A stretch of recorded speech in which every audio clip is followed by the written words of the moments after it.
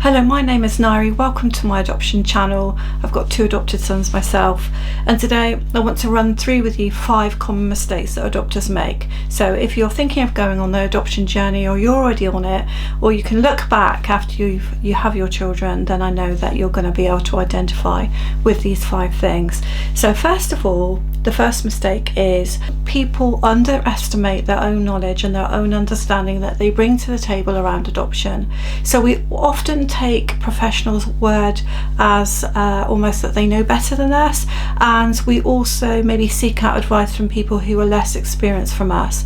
But when it comes to it, even if you're on the adoption journey and you don't yet have adopted children, you bring your own history, your experiences and your knowledge to the table. Most adopters bring something special with them that they can offer an adopted child, and so often they kind of put that to the background and then they take on board everything professionals say. They're not prepared to maybe argue their case a little bit, and I think that's a mistake, because I think that if you start the journey out strongly and show what you're able and what you understand, what your knowledge is, or when you start with your adopted child, if you kind of show confidence in what you already know when it comes to professionals visiting you and in the early days sort of checking on the child when the court order hasn't yet gone through, I think then you exude more confidence and they then have more confidence in you.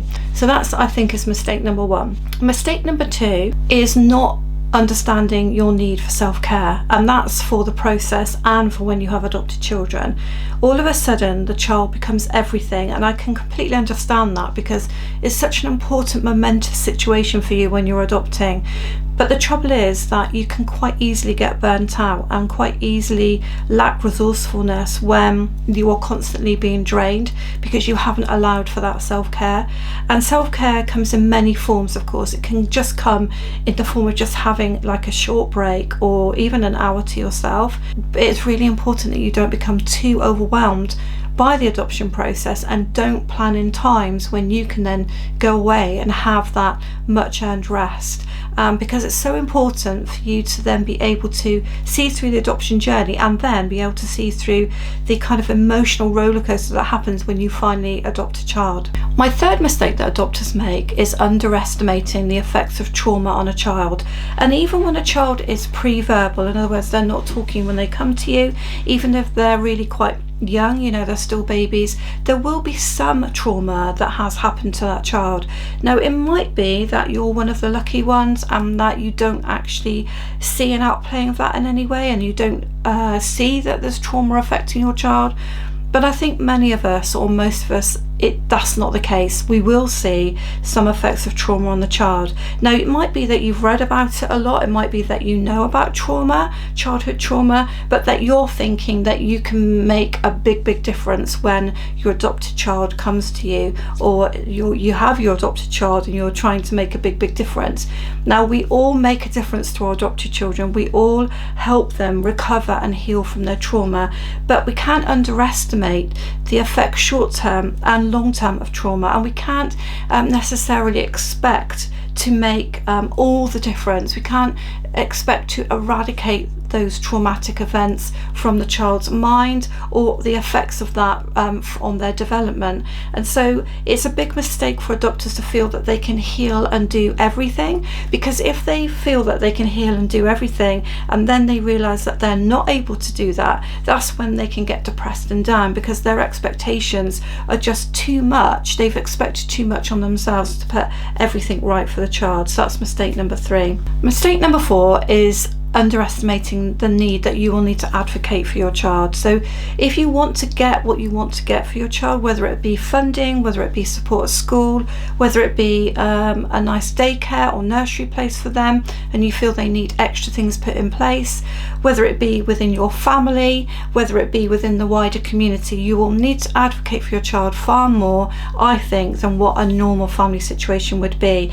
And if you underestimate this, then you're not ready for the fight. And a fight it can be to get that help that you need to get for your children. Take it from me with 2 boys that have additional needs, and we're still fighting in a way to get what we need for them. And so being an advocate means being very resilient, very strong and ready for action. And you will find yourself in many situations where you weren't ready, and you weren't ready to say what you really thought, and you come away and thinking, why didn't I actually say what I really thought in that meeting? So sometimes it's an underestimating of the fact how much you're going to need to advocate for your adopted child. Mistake number 5 is underestimating the need to share the journey. Now, lots of adopters become quite agitated about sharing deeper details about their children's history with their fellow family or friends, and that I can understand. I've had a situation recently where I've had to share more in depth again, and I haven't done it for a long while because our boys are 12 and 13 nearly. I haven't had to go into deep detail about that history, and for a document that needed to be sent off, I needed to do it this past week, and I found it very traumatic to go back over those events. But there is a need to share that journey, even if it's not the deeper detail.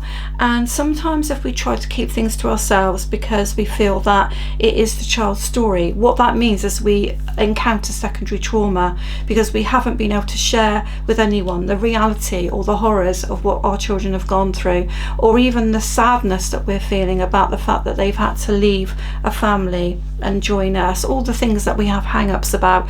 So we underestimate how that can play on our minds, and we underestimate the secondary trauma, the compassion fatigue, whatever you want to call it, that then creates. So it's really important that you find those people or that person that you 100% trust.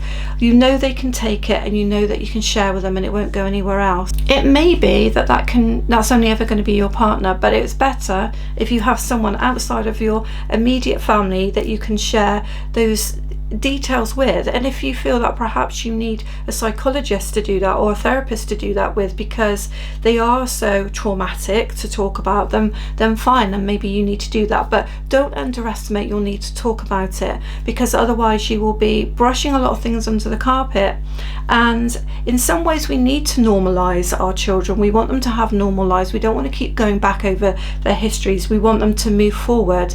But it may be from time to time that we need to share some of those things with people, and that if our child takes a bit of a downward turn, that we're going to need to share some things with people. So I hope those 5 points or possible mistakes that adopters make, common mistakes adopters make, have helped you. I am going to link the playlist for you on adoption preparation, and in there you'll find all sorts of useful helps and tips and advice about preparing for adoption if you're thinking of going forward with adoption. Thank you for watching Adoption with Nairi.